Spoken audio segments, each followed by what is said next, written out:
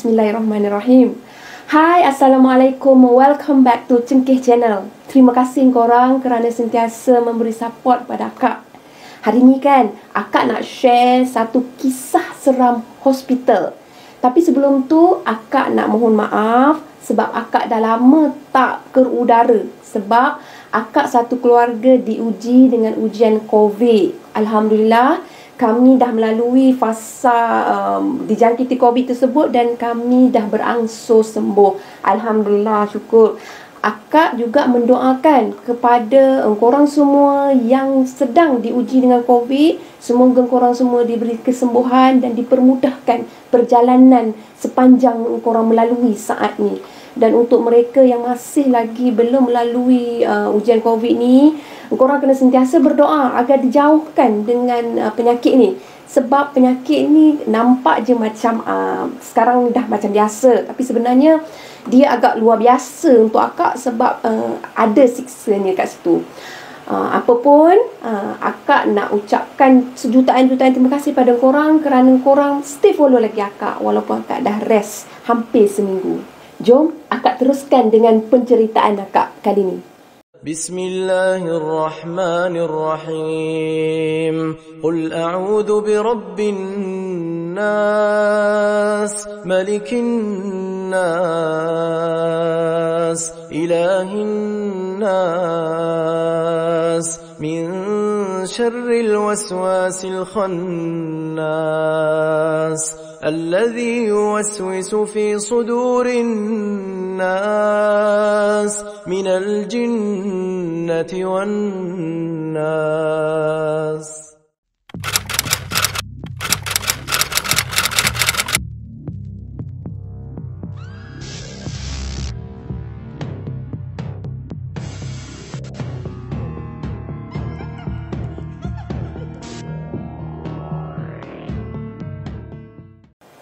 Kejadian ni berlaku pada tahun 2009. Ia berlaku di salah sebuah hospital yang terletak di utara tanah air. Okey, kejadian ni dialami oleh seorang jururawat yang dikenali sebagai Ina, bukan nama sebenar. Dan untuk pengetahuan korang, semua nama-nama watak yang akak cerita ni bukan nama sebenar. Okey, akak teruskan ya. Ina ni dia bekerja di hospital tersebut hampir 5 tahun di ward dialisis. Tapi selepas tu dia telah mengikuti kursus perbidanan hampir setahun dan kemudian Ina ni ditukarkan ke ward bersalin. Maksud dia akan mulakan bekerja di tempat baru, di ward baru iaitu di ward bersalin. Akak bagi gambaran keadaan ward tersebut. Okey. Ward bersalin tu terletak di tingkat 2 di bangunan hospital tersebut. Di mana ward bersalin tu dia ada 4 buah ward bersalin. Lebih kurang macam tu lah, 4 biji, 4 buah macam tu lah kan. Jadi dalam ward bersalin tu juga dia ada bilik-bilik tertentu dan juga ruang-ruang yang tertentu lah. Okey. Akak bagi gambaran ward bersalin tersebut kan ada 4 biji tadi kan. Jadi ward tersebut dikenali sebagai ward 2A, 2B, 2C dan 2D. Di mana ward-ward bersalin tersebut terletak berdekatan dengan labor room. Jadi Ina ni dia telah ditugaskan untuk melapor diri bertugas di ward 2C. Masa Ina tu nak pergi melapor diri sebab dia masuk waktu siang hari lah kan. Bila cerita pasal meremang ni biasanya berlaku pada waktu malam. Jadi Ina ni dia melapor diri pada siang hari. Dia pun pergilah gedek-gedek memperkenalkan diri dia pada doktor, pada rakan-rakan sejawatan dia, rakan-rakan sekerja dia dekat situ semua. Jadi dia pun mulalah masuk bekerja di shift siang. Alhamdulillah, sepanjang dia bekerja di shift siang di ward tersebut, tak ada apa pun yang berubah dan tak ada apa pun yang berlaku. Semuanya dalam keadaan yang terkawal.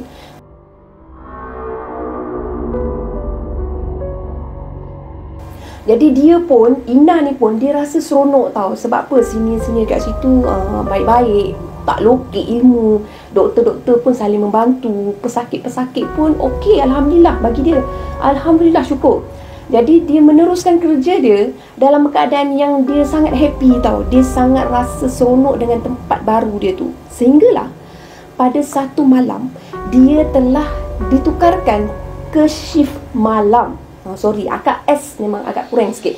Ina ditukarkan ke shift malam, di mana pada malam tersebut Ina telah bertugas dengan salah seorang kawan baik dia yang baru dikenal kat situlah, yang dikenali sebagai Kak Gayah.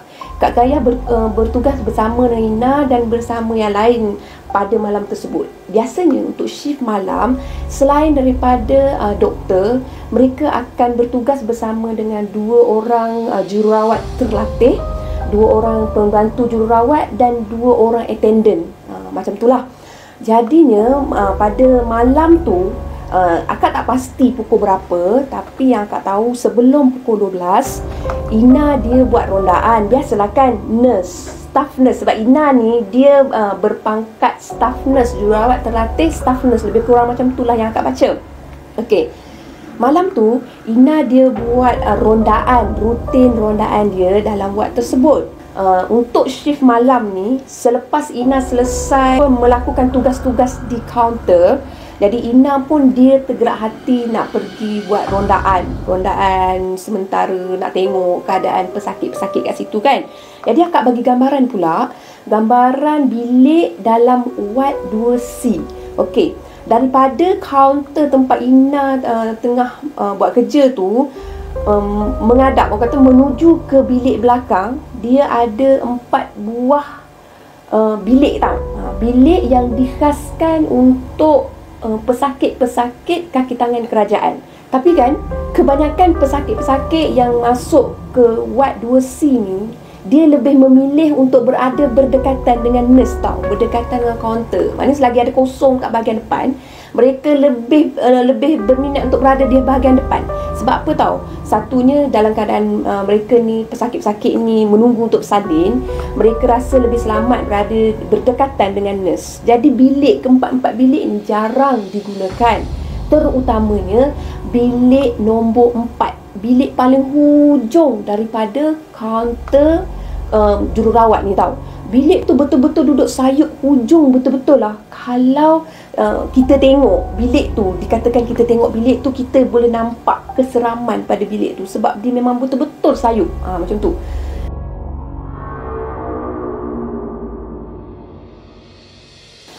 Jadi bila selesai Ina ni buat tugasan di kaunter yang akak cakap tadi, dia pun pergi meronda ke semua bilik lah. Mana ke semua buat tu, dia ronda tengok keadaan pesakit macam mana, pesakit ibu yang nak menunggu nak bersalin macam mana, apa semua kan. Itu memang tugas dia lah kan. Sampailah dia pergi ke bilik yang terakhir, iaitu bilik nombor 4 yang hujung yang akak cakap tadi tu. Dia ada nampak tau, masa dia berada di pintu bilik tu, dia ada cermin yang nampak dalam dia. Kalau dari luar boleh nampak dalam dia. Jadi daripada cermin tu dia nampak ada satu pasien ni, dia duduk atas katil tu memandang ke arah dinding. Jadi Ina ni dia rasa macam tak nak ganggulah pasien ni, tak apalah, mungkin pasien ni nak rehat, ataupun pasien ni sedang menghilangkan rasa cemas mungkin nak bersalin macam tu lah kan. Jadi Ina ni pun dia meninggalkan dulu pasien tu, tapi kan terdetik dalam hati dia masa dia melangkah meninggalkan pasien tu, dia kata macam nak pergi tengok lah, kesian pula kat pasien tu, nampak macam tak terurus macam tu kan. Jadi dia pun pergi semula ke bilik nombor 4 tu. Dia buka pintu bilik nombor 4 tu, dia tengok pasien tu menghadap ke arah dinding, bukan ke arah dia. Jadi dia tak nampak lah wajah pasien tersebut. Jadi dia pun tanyalah pada pasien tu, dia siapa pasien tu kan. Cakap, akak tak apa-apa ke? Akak ada apa-apa ke nak saya tolong macam tu kan. Sebab dia nampak pasien tu macam lain macam kan. Jadi pasien tu dia diam tau. Dia diam, dia tak bagi respon apa-apa pun. Gerak badan tak apa tak. Jadi Ina ni dia rasa macam kita tanya cara baik. Nak bersalin ni bukan fizikal je akan terganggu, emosi pun mungkin akan terganggu untuk menahan sakit tau. Jadi Ina ni cuba untuk bagi pasien ni tenang. Jadi dia pun tanya sekali lagi, akak tak apa-apa ke? Kalau akak ada apa-apa, akak tekan je button merah, nanti saya akan datang. Kalau saya tak datang, nanti nurse yang bertugas lain akan datang. Lepas tu patient tu tetap tak bagi respon apa-apa pun. Ina rasa macam pelik lah patient ni, tak apalah, mungkin dia tak nak diganggu kot. Jadi Ina pun pusing semula badan dia. Dia meneruskan perjalanan dia pergi ke kaunter bertugas itulah, kaunter jururawat tu lah kan. Dia duduk kat situ. Masa dia sampai kat situ, dia tegur Kak Gayah ni. Kan akak cakap dia ada kawan nama Kak Gayah, kawan sekerja dia kan. Kawan dia tu, maknanya Kak Gayah ni, dia merupakan senior untuk ward tu kan. Jadi banyaklah pengalaman yang dia dah tahu dekat ward tu. Jadi Ina ni pun bertanya dekat Kak Gayah, Kak Gayah, saya tengok kan Kak Gayah, patient bilik nombor 4 tu kenapa pelik sangat Kak Gayah? Kak Gayah cuba pergi tengok. Kesian pula saya tengok dia, macam stres sangat je saya tengok menghadap dinding je tu Kak Gayah. Kak Gayah, jomlah kita pergi tengok patient bilik nombor 4 tu. Macam tu. Ina dia kan orang baru, jadi dia take care. Ina ni dia seorang yang take care, seorang yang mesra dengan patient. Jadi dia tak boleh tengok patient macam tu, dia rasa macam nak bantu tau. Jadi dia minta juga Kak Gayah ni pergi tolong untuk kita sama-sama tengokkan patient tu kan. Mereka lah sama-sama tengok patient tu. Jadi Kak Gayah ni pun pelik, dia hairan tau. Dia punya dahi tu berkerut. Macam kebingungan macam tu, hairan. Apa pula yang Ina ni cakap ni macam tu dalam hati dia lah. Dia tak cakap ke Ina. Lepas tu dia cuma cakap pada Ina, Ina, cuba kamu pergi ambil senarai nama patient. Maknanya senarai nama patient yang ada pada file tu. Jadi Ina pun, kenapa Kak? Macam pelik. Dia pun macam kebingungan jugalah kan. Jadi dia pun pergi ambil senarai nama tu. Kenapa Kak? Kenapa dengan senarai nama ni? Macam tu. Cuba kamu cek bilik nombor 4 tu ada patient ke tak? Macam tu. Jadi Ina ni pun pegang, masa dia pegang senarai nama tu, dia tengok senarai nama tu, dia cek. Lah Kak, bilik nombor 4 kosong. Masa tu tangan dia dah menggigil tau. Dia cakap bilik tu dah kosong tu dalam keadaan ketar-ketar macam tu. Lah Kak, bilik nombor 4 tu kosong lah Kak. Macam tu, dia terkejut tau. Lepas tu Kak Gayah pun panggil dia duduk kat kaunter, bagi tahu dia macam ni lah. Ina anggap je lah Ina cuma salah pandang macam tu. Mungkin perasaan ke apa ke. Jadi Kak Gayah ni cuba untuk membuatkan Ina ni tak berfikir tau apa yang dia nampak. Jadi Ina ni dia cuba untuk membiarkan benda tu, dan dia menganggap mungkin keletihan kot. Dia dalam keadaan keletihan, atau mungkin dia orang baru dekat situ. Jadi dia duduk kat kaunter tu sembang-sembang dengan Kak Gayah ni sampailah jam menunjukkan pukul 12. Ni rutin jururawat, staff nurse ni untuk melawat kembali kawasan ward untuk melihat pesakit-pesakit ni lah, patient-patient ni.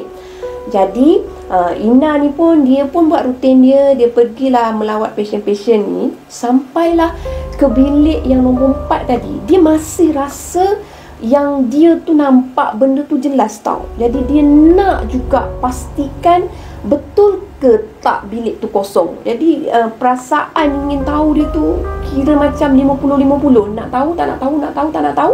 Dia pergi juga dekat bilik tu. Dia cuba juga untuk mengintai di balik cermin tu. Dia masih nampak tau. Dia masih nampak macam ada orang dekat katil tu. Jadi untuk memastikan dengan lebih tepat, dia buka pintu. Bila dia buka pintu tu, dia tengok betul korang, memang ada susuk tubuh pesakit dekat situ yang duduk dalam keadaan yang sama, menghadap ke arah dinding dalam keadaan rambut yang kusut masai.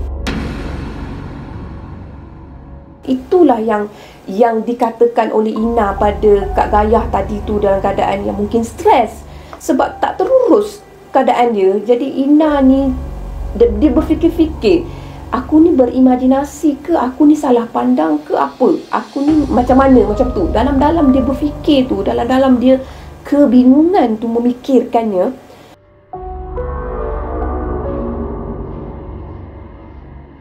Tiba-tiba susuk tubuh tu memalingkan tubuh dia ke arah Ina. Masa tu tangan Ina masih memegang pintu yang terbuka, bukan sepenuhnya tau. Terbuka hampir tak sampai separuh lah, tapi nampak lah patient tu kan. Jadi masa tu dia memegang tombol pintu tu dalam keadaan yang agak tergetar juga, tapi diberanikan diri. Dia nampak susuk tubuh yang memandang ke arah dia. Alangkah terkejutnya dia masa tu. Apa yang dia nampak, rambut yang serabai tu sebenarnya wajah dia, wajah yang berkerut tau, wajah yang berkedut. Bukan wajah nenek tua, tak, tapi wajah yang dalam keadaan kesakitan, yang macam daging yang macam nak turun daripada tulang muka tau. Sementara mata wajah tu hampir terkeluar, dalam keadaan mengalirkan darah tau. Masa tu Ina terkejut, dia betul-betul terkejut, dan dia lepaskan pintu, dia pengsan kat situ. Dia pun tak sedar lah bila masa dia lepaskan pintu, dia pengsan dekat pintu masuk bilik nombor 4 tu. Jadi dalam keadaan macam tu, Kak Gayah ni dia rasa macam kenapa Ina ni lama sangat pergi melawat kat dalam wad ni? Apa yang dia buat? Takkanlah pergi tandas. Kalau pergi tandas mestilah dia beritahu. Tak apalah, pergilah tengok. Jadi sementara mana sambil-sambil Kak Gayah nak pergi jengukkan seluruh wad tu, dia nampaklah Ina ni berada di pintu bilik nombor 4 tu. Terkejutlah Kak Gayah. Kak Gayah pun panggil lah kepada staf lain, datang angkat Ina ni, bawa pergi ke bersebelahan dengan pantry tau. Dia ada satu ruang rehat untuk jururawat. Jadi Ina ditempatkan di situ sementara dia pengsan. Lepas tu Kak Gayah ni pun dia pun ambil lah handset dia. Dia capai handset dia, dia pasang surah Yasin tau. Dia pasang surah Yasin masa tu. Lepas tu dia ambil air, lepas tu dia baca Bismillahirrahmanirrahim, lepas tu dia selawat ke atas Nabi semua, dia baca apa yang patut. Lepas tu kemudian dia cuba kejutkan, maknanya dia lumurkan kepada Ina ni. Sebabkan Kak Gayah ni kan dia berpengalaman kat situ. Jadi dia dah melalui sebenarnya fasa-fasa yang Ina lalui ni dengan nurse-nurse lain yang lalui. Jadi Alhamdulillah Ina tersedar daripada pengsan, dan Ina mula mengeluarkan suara. Lepas tu dalam keadaan macam tu lah kan, Kak Gayah bagi tahu Ina, macam ni lah Ina rehat dulu, duduk dulu kat sini. Bila Ina betul-betul rasa boleh berjalan dalam wad ni, boleh bertugas balik, baru Ina bertugas balik. Dan Ina pun dibaring kat situ sementara mendengarkan surah Yasin tu. Bila semua dah selesai lengang, surah Yasin pun dah berhenti apa semua kan. Jadi Ina ni pun dia rasa macam dah okey, dia dah minum air semua, dia rasa agak segar. Dia nak pergilah berjalan, melawat kawasan wad tu semula. Maksudnya dia nak masuk balik semula kerja. Lebih kurang pukul 2. Dia tulis macam tu, lebih kurang pukul 2 dia nak berjalan melawat balik semula dekat wad tu kan. Walhal Kak Gayah pun dah nasihatkan dia, kalau masih belum bersedia, mana tak larat, tak payahlah kan. Tapi itulah dia sifat Ina ni, dan bukan mungkin sifat jururawat ni, selagi dalam tugas tu perlu dilaksanakan sebab dia masih dalam keadaan bekerja. Jadi dia pun pergilah melawat, tengok pasien-pasien apa semua sampailah ke bilik yang hujung nombor 4 tu. Dia tekad. Okey, dia tekad, dia tak nak pergi kat bilik tu tau. Dia tak nak pergi bilik tu sebab dia serik dengan apa yang berlaku, dan dia masih berdebar dengan apa yang dia berlaku. Tapi kan dia macam ada satu bunyi dekat bilik tu yang menarik perhatian dia tau. Macam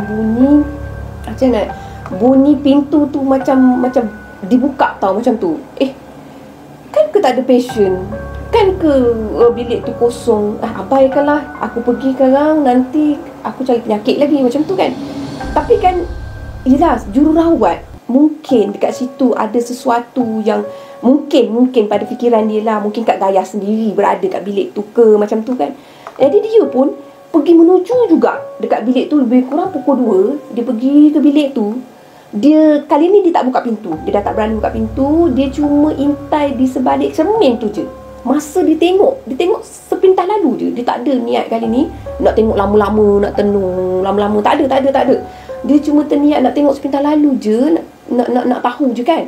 Jadi dia tengok sepintas lalu, terkejut dia sekali lagi bila dia nampak ada satu bungkusan mayat tau atas katil tersebut dalam keadaan baring. Masa tu cepat-cepat dia lari ke arah kaunter menuju kepada Kak Gayah. Dia pergi pada Kak Gayah, dia cakap, Kak Gayah tolong Ina nampak lagi lah Kak Gayah, Ina nampak lagi lah Kak Gayah. Jadi Kak Gayah ni dia terkejut pun ada, dia macam dah terbiasa pun ada. Jadi dia panggil Ina, dia suruh Ina duduk. Okey, sekarang Ina duduk, Ina bertenang. Boleh tak Kak Gayah tahu apa lagi yang Ina nampak malam ni? Jadi Ina pun, dia pun terangkan tadi masa Ina pergi melawat suruh Ruhwat, Ina tak terniat pun nak pergi bilik nombor 4 sebab Ina tahu bilik tu kosong. Tapi Ina sangkakan Kak Gayah ada kat situ sebab pintu macam dibuka. Jadi Ina pun pergilah ke bilik tu. Ina tak pergi ke pintu pun, Ina cuma pergi ke tingkap. Tapi kan Kak Gayah, terkejut sangat Ina bila Ina tengok dekat katil tu ada bungkusan mayat yang terbaring kat situ. Jadi Ina terkejut, sebab tu Ina datang sini. Jadi apa kata kalau Ina duduk kat sini, biar Kak Gayah pergi tengok sendiri apa yang Ina nampak, untuk pastikan apa yang Ina nampak. Jadi dalam hati Kak Gayah ni, mungkin Ina ni dia orang yang baru. Bila dia orang baru, maknanya mungkinlah orang kata benda tu memang saja menunjukkan diri pada Ina ni. Jadi Kak Gayah ni, dia pun rasa macam nak pergi tengok tahu benda tu. Dia pergi menuju ke bilik nombor 4 tu. Lepas tu dia buka pintu. Dia buka pintu, dalam fikiran dia takkan nampak benda tu. Jadi masa dia buka pintu tu, dia pun terkejut. Memang betul dia nampak apa yang Ina nampak tu, macam bungkusan mayat tahu dekat situ yang dibungkus dengan kain putih. Jadi dia tutup pintu. Bila Kak Gayah ni tutup pintu, masa tu kan kat pintu kan, dekat tingkap tu kan akak cakap cermin tadi kan. Jadi dia ngintai kat tingkap tu. Masa dia ngintai tu nak tengok dengan lebih detail lagi tu, dia nampak bungkusan tu duduk tahu. Daripada baring tu bangun duduk macam tu. Dia pun terkejut. Jadi Kak Gayah dalam keadaan terkejut tu pun, dia pun berlari juga pergi ke kaunter. Masa sampai ke kaunter, dia cakap dekat Ina, dia kata, betul lah Ina, apa yang Ina nampak tu memang Kak Gayah nampak. Dia cakap macam tu. Jadi bila dah sama-sama nampak macam tu, Kak Gayah pun apa lagi, dia pun capai semula handset dia tu. Dia pun keluarkan handset dia pasang surah Yasin lagi sekali. Dia pasang surah Yasin, maknanya sepanjang dia tugas untuk malam tu, dia pasang surah Yasin kan. Sementara dia nak duduk pasang surah Yasin tu, Kak Gayah dengan Ina dengan hok tugas lain duduk kat kaunter.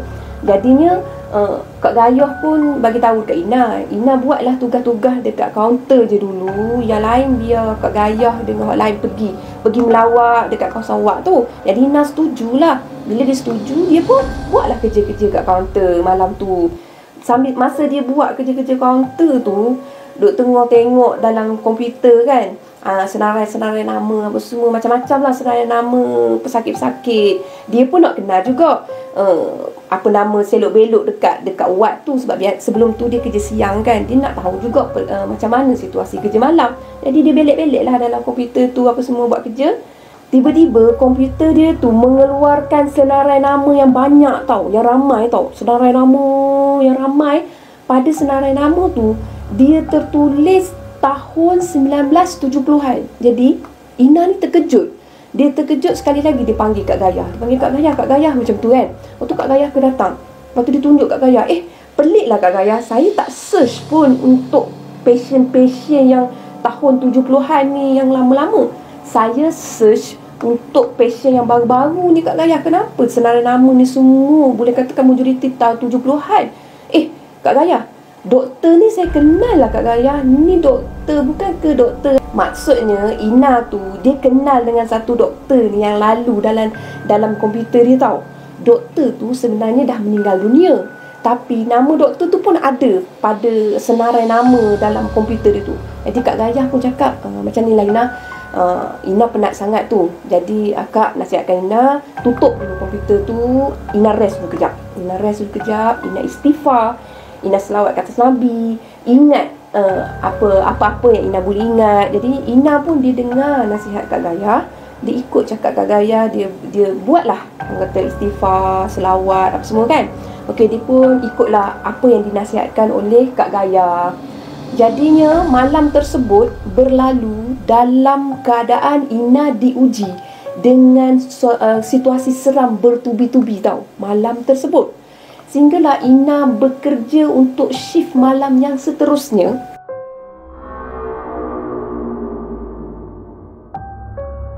Di mana Ina ni diuji lagi dengan satu situasi yang menyeramkan. Kenapa akak cakap menyeramkan? Sebab situasi dia macam ni. Ina masih lagi berada di shift malam bersama dengan Kak Gayah. Jadi pada malam tersebut, malam yang seterusnya ni, Ina dia menunggu satu pasien ni memang dikatakan hampir nak bersalin. Jadi tugas Ina ni, staff nurse, dia bawa pasien ni untuk pergi ke labor room. Hantar ke labor room, sementara tu Ina akan balik semula ke ward, menunggu sehinggalah labor room akan call akan call dekat kaunter bagi tahu yang pasien ni dah selamat bersalin. Masa itulah Ina akan pergi ambil balik semula pasien tu dekat labor room, bawa balik semula ke ward. Itulah rutin diorang dekat ward bersalin tau. Jadi Ina ni pun ditugaskan malam tu untuk menghantar satu pasien ni ke labor room. Jadi dia pun hantarlah pasien ni ke labor room. Perjalanan pergi, Ina okey je, tak ada masalah apa semua. Dia jalankan tugas macam biasa semua kan. Perjalanan balik dia pun okey, alhamdulillah, tak ada masalah. Sampailah labor room call bagi tahu pasien ni dah pun selamat melahirkan dan boleh diambil. Jadi Ina pun dia tolaklah troli katil itu kan. Dia tolak nak pergi ambil lah pasien dia ni, bawa balik ke ward. Masa dia nak pergi ambil tu, dia nak menuju ke labor room tu tau, Ina diuji sekali lagi tau bila dia terhenti. Maknanya langkah kaki dia tu terhenti disebabkan ada benda lalu tau. Benda tu susuk tubuh perempuan. Korang bayangkan, susuk tubuh perempuan berpakaian serba putih dengan berambut panjang dalam keadaan macam berjalan. Tapi sebenarnya bukan berjalan. Susuk tubuh tu dia berada dalam keadaan terapung tau. Di mana Ina bagi tahu dia nampak kaki susuk tubuh tu, tapi kaki tu tak cecah pun lantai. Kaki tu terapung, sementara pakaian putih tu, maksudnya kain putih yang dipakai tu melirik ke lantai tau. Jadi susuk tubuh tu dia seolah berjalan lah, orang katakan, walaupun terapung nampak macam berjalan lah, daripada satu dinding menembusi dinding tu, melintasi pada katil yang Ina tolak tu ke dinding yang lain. Masa tu Ina terhentilah sebab dia nak bagi laluan pada benda tu. Dia macam kebingungan, dia tak tahu. Mungkin kalau kita kan, bila lalu benda macam tu, kita fikir mungkin manusia, jadi kita bagi laluan. Macam itulah Ina. Dia bagi laluan kepada benda tu, dalam masa sama dia rasa macam Astaghfirullahalazim, apa tu ya Allah, apa tu, macam tu kan. Tapi dalam apa tu dia teruskan menolak katil tu pergi ke labor room. Dia ambil baby dekat labor room tu bersama dengan ibu yang dah selamat bersalin tadi. Dia pun bawa balik daripada perjalanan tu. Dia masih berfikir tau. Dia masa dia lalui kawasan tu, dia tetap juga berfikir apa benda sebenarnya yang melintasi katil yang ditolak tu. Jadi bila sampai dekat ward pada malam tersebut, tiba-tiba bayi-bayi yang berada berdekatan dengan ibu-ibu yang dah bersalin ni tiba-tiba menangis dengan sangat kuat. Termasuklah bayi yang dia sedang tolak tu tau, menangis-nangis dengan sangat kuat, seolah-olah macam merasakan kehadiran sesuatu tau. Jadi Kak Gayah ni cepat-cepat suruh Ina ni masuk dalam ward apa semua, pergi kaunter semua. Jadi Kak Gayah ni pun buka surah Yasin, dalam ward tersebut pada malam tu. Lepas tu Ina jadi pelik tau. Ina nak tanya dengan Kak Gayah, Kak Gayah, apa yang berlaku sebenarnya dekat ward ni? Sebab setiap kali berlaku macam ni kan, Kak Gayah mesti dia takkan berfikir panjang lah tau. Dia akan capai handphone, dia akan buka surah Yasin, dan surah Yasin tu dipastikan akan dipanjangkan. Maksudnya bukan dibuka sekejap, dipanjangkan sepanjang malam kejadian tu tau. Jadi dalam masa yang sama juga Ina rasa pelik daripada mula-mula dia bertapak dekat ward tersebut tau. Sebab apa tau? Masa dia tengok ward-ward lain, kan akak cakap tadi ada 4 ward. Okey, untuk 3 ward yang lain tak ada pun ditampal di pintu masuk ward tu dengan ayat kursi. Tapi untuk ward 2C sahaja yang ditampal dengan ayat kursi.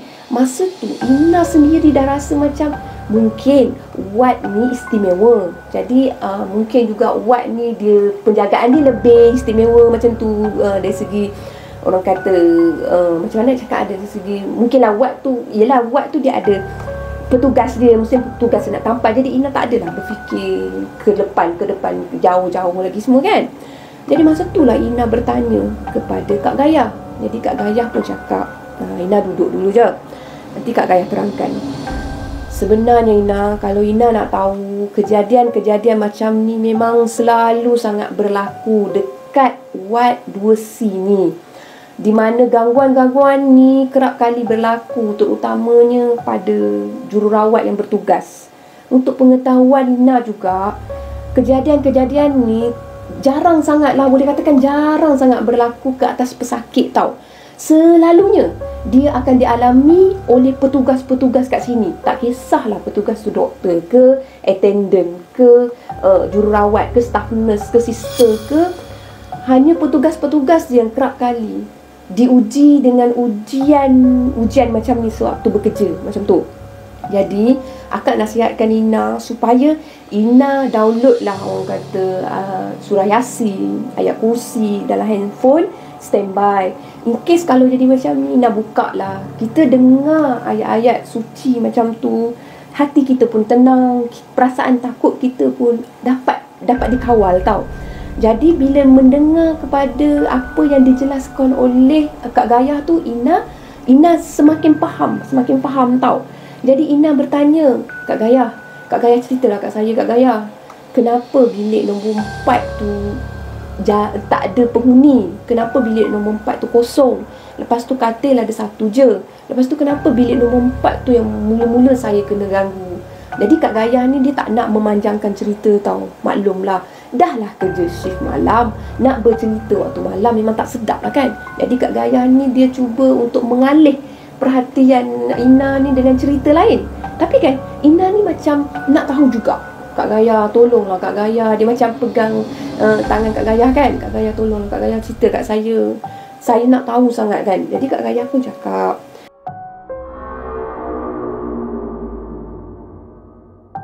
macam ni lah Ina. Suatu masa tu bila tarikh, Kak Gayah memang tak boleh nak, tak tahulah nak maklumkan kan. Tapi ada satu kematian dekat bilik tu. Kematian melibatkan pesakit yang melibatkan ibu dan anak. Maksud pesakit tu ibu dan anak lah, mereka mati bersama-sama kat bilik tu. Jadi selepas benda tu lah dikatakan banyak berlaku gangguan-gangguan dekat bilik tu. Di mana kalau Ina nak tahu, kalau Ina nampak tak patung replika baby tau yang berada dekat kaunter. Kalau Ina berada di shift malam, Ina kena berhati-hati dengan patung tu.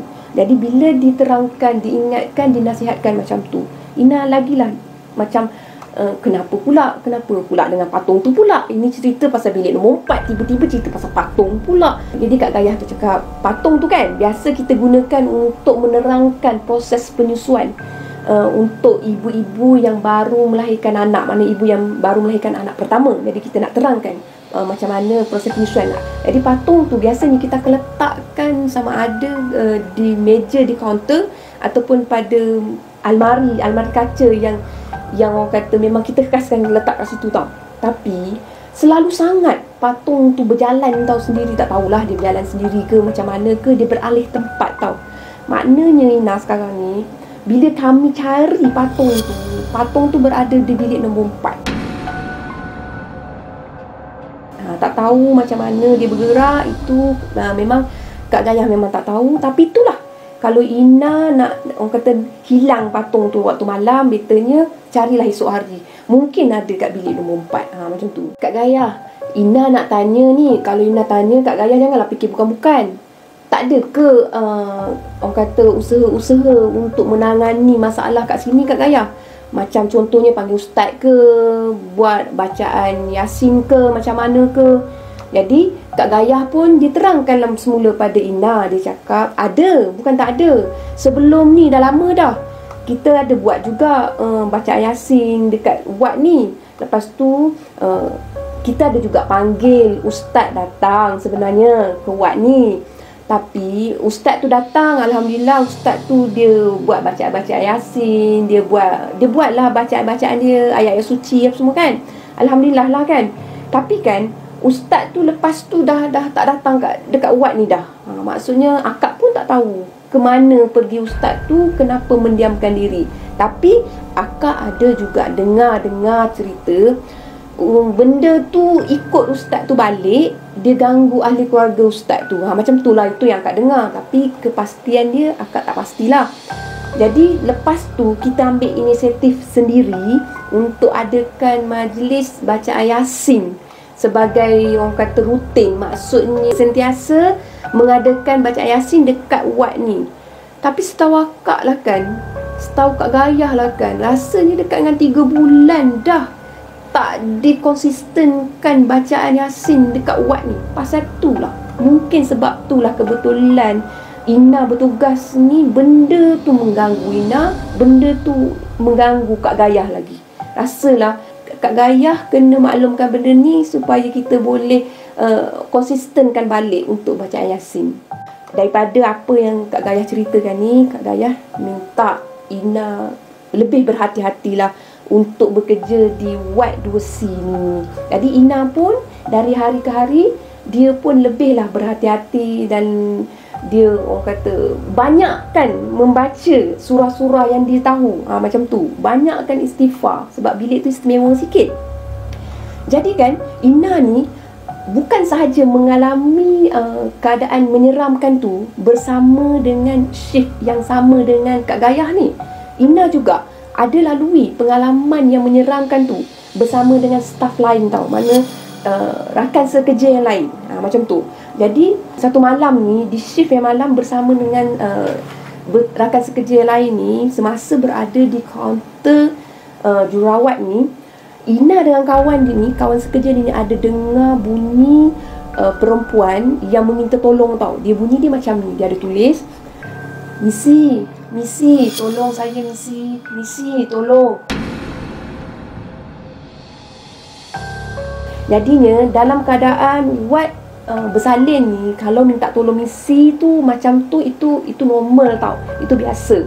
Sebab mungkin pergerakan pasien tu menghadkan dia untuk pergi ke kaunter berjumpa misi. Jadi Ina ni dia alert. Bila dia alert, dia dengar bunyi tu, dia pun menujulah ke arah bunyi tersebut. Sebab tugas dia lah memastikan pasien tu diberi layanan macam tu.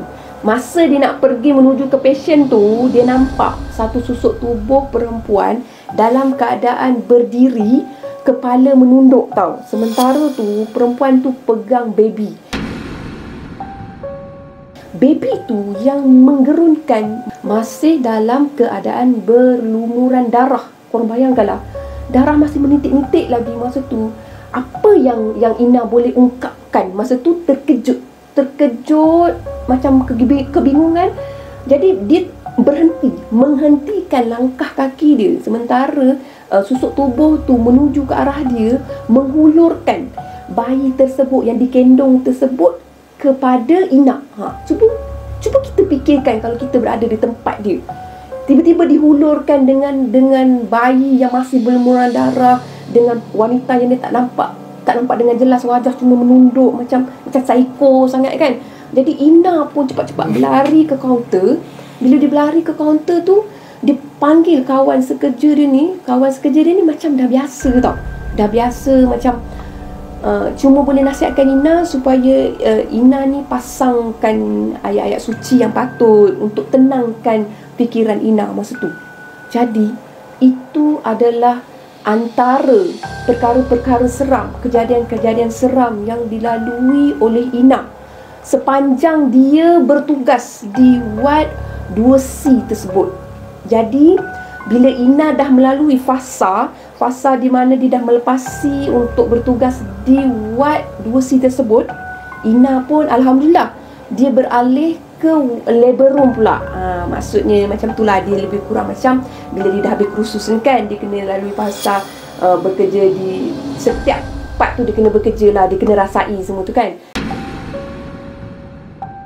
Jadi itulah antara kisah seram yang dilalui oleh Ina di wad tersebut. Sementara tu korang, Ina juga ada share kisah seram dia ala-ala misteri tau. Dia seram bercampur misteri yang dialami di labor room pula. Jadi akak rasa penceritaan akak kali ni pun dah cukup panjang. Jadi akak akan sambungkan kisah seram misteri Ina ni yang seterusnya di slot Sunday Premier drama pagi untuk yang seterusnya. Kalau korang nak ketahui kesinambungan kisah daripada kisah Ina ni kepada kisah misteri di Labor Room, korang kena stay dengan akak, follow akak. Bagi yang belum subscribe, korang boleh subscribe akak. Dan dari akak minta maaf kalau akak ada macam ni sikit lah orang kata apa, macam kebingungan sikit bercerita sebab akak pun baru sembuh. Jadi apa yang baik akak nasihatkan jadikanlah tauladan, apa yang buruk jadikanlah sempadan. Dalam kesempatan ni akak nak ucapkan terima kasih kepada kaki tangan hospital, tak kisahlah kerajaan ke swasta ke, yang bertungkus lumus. Ditambah pula dalam ujian COVID ni, mereka lah yang banyak bertungkus lumus untuk membantu kita semua ni supaya cepat sembuh. Jadi sekian saja cerita daripada akak. Bye, Assalamualaikum.